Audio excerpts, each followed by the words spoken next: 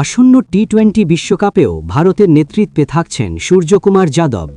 জাতীয় দলের সহ অধিনায়ক হিসেবে দায়িত্ব পেয়েছেন অলরাউন্ডার অক্ষর প্যাটেল।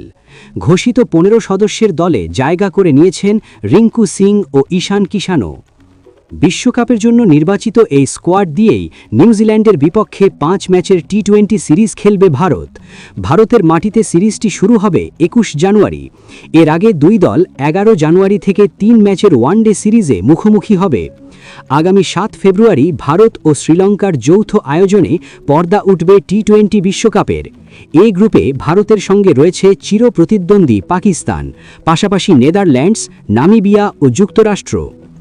টি-20 বিশ্বকাপের জন্য ভারতের দল: সূর্যকুমার যাদব অধিনায়ক, অভিষেক শর্মা, সঞ্জু স্যামসন উইকেটকিপার, তিলক বর্মা, হার্দিক পান্ডিয়া, শিভাম দুবে, অক্ষর প্যাটেল সহ অধিনায়ক, রিঙ্কু সিং, জসপ্রীত বুমরা, হর্ষিত রানা, অর্শদীপ সিং, কুলদীপ যাদব, বরুণ চক্রবর্তী, ওয়াশিংটন সুন্দর এবং ঈশান কিষান।